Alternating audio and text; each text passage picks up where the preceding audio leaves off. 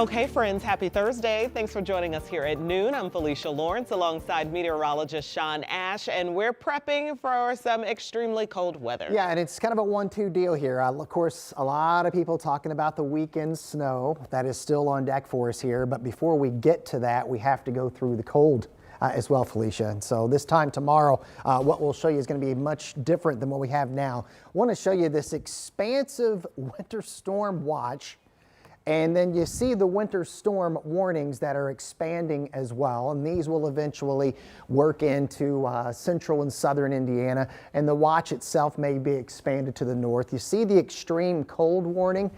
We're not going to have extreme colds, but we are going to have some bitter stuff tomorrow that we need to get you ready for as well.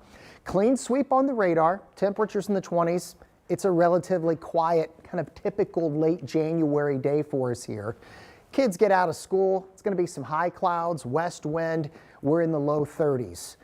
I want you, and we've been trying to address this for tomorrow morning, it is going to be a jolt to the system.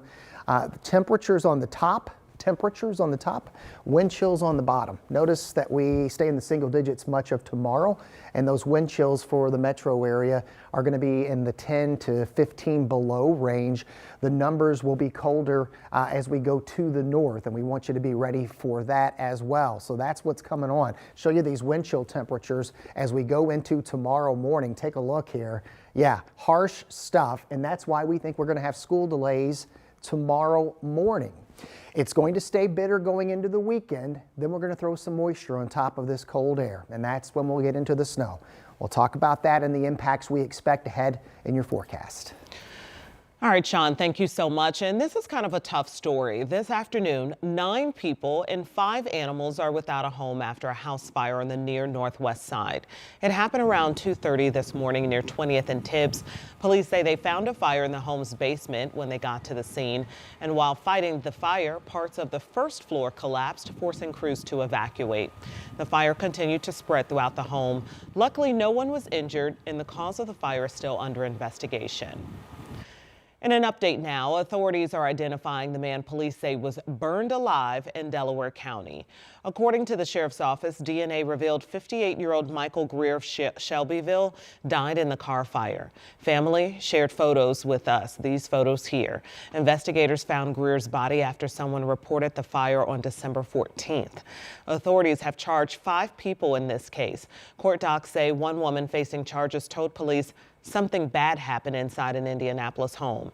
Investigators say the suspects drove Greer from Indianapolis to Delaware County to get rid of the body. They have not elaborated on a motive.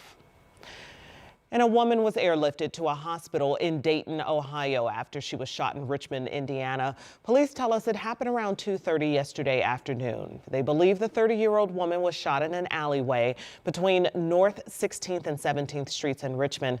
They say she was shot in the torso. This is an ongoing investigation. Anyone with info is asked to call Richmond police. And a Tippecanoe County judge is breaking his silence after he and his wife were shot in their Lafayette home. The video shows Judge Steve Meyer in the courtroom in a previous case. The state Supreme Court released a statement from the judge. He says he and his wife are healing. And it goes on to say, this horrific violence will not shake my belief in the importance of peacefully resolving disputes. I remain confident we have the best judicial system in the world and am proud to be a part of it. Police are working to figure out who pulled the trigger here.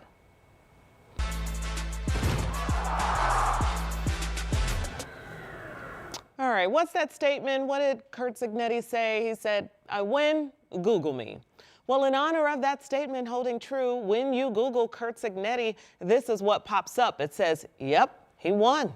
Cignetti was just named the National College Football Coach of the Year. The award is given at the American Heart Association's Paul Bear Bryant Awards, and it recognizes Cignetti's leadership in turning IU's football team into not only a contender, but a national champion.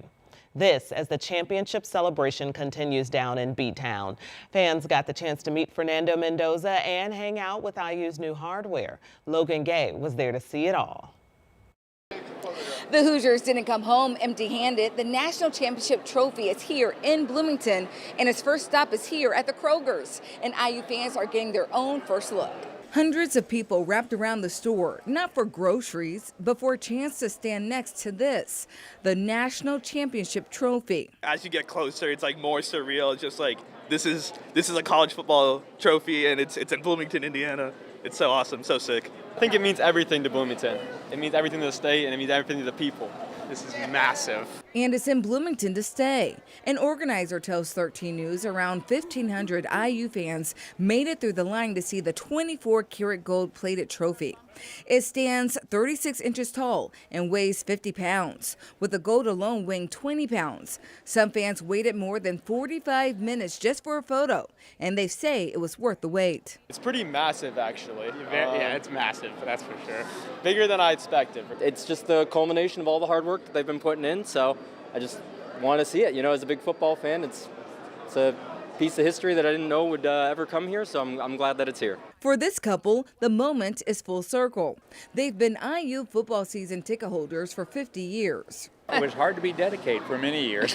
We had a few good years, but this is an unbelievable year. They traveled to every tournament game on the road to the national championship, including Miami, where they watched the Hoosiers lift this very trophy. Now they're seeing it up close at home. It's a dream come true, because we never thought in football we'd get a trophy. But it happened. In Bloomington, Logan Gay, 13 News. It sure did happen. And don't forget, the trophy is moving from the Kroger you saw there to the Walmart in Bloomington today. You can see it from 4 to 7 p.m. And remember, this Saturday afternoon is the championship celebration from 1 until 1:30 at Memorial Stadium. Lots open at 10, gates open at 11:30, and then there is a walk to the Rock. That's at noon. And they're giving away rally towels, and we know you all love your rally towels. All right, and it is confirmed the NFL Scouting Combine is staying in Indy through 2028. Indy has hosted the Combine since 1987, and its impact here has only grown. Just last year, the Combine brought in more than $9 million thanks to the thousands of fans who visited downtown. Well, we got the news during Visit Indy's State of the Tourism event. In all, city leaders say tourism brought in nearly $6.5 billion last year. I wonder if you'd share with And after the Combine heads out of town, Indy's focus turns to college basketball. The focus may be on the court, but you will see the impact of the tournament across the city. We are talking the NCAA Fan Fest at the Indiana Convention Center, the 3-day March Madness Music Festival, and the tip-off tailgate along Georgia Street. the community has come out for these events. The community has supported these events, and the community's been excited about these events, and so people want to come back to a place where they are wanted, and so Indianapolis has truly shown that. Plus, this is the first time the championships for Divisions 1, 2, 3, and the NIT are all in one place, because after all, this is Indy. So Lucas Oil Stadium, Gainbridge Fieldhouse, and Hinkle Fieldhouse will serve as game sites. It all goes down the first weekend in April. And if you're a Pepsi fan, you may be a little disappointed when you head to the Indianapolis Motor Speedway this year. The track announcing a multi-year partnership with Coca-Cola. And that means for events connected with the track or the Indy 500, you can now expect Coke products. We know Coke fans excited about that one.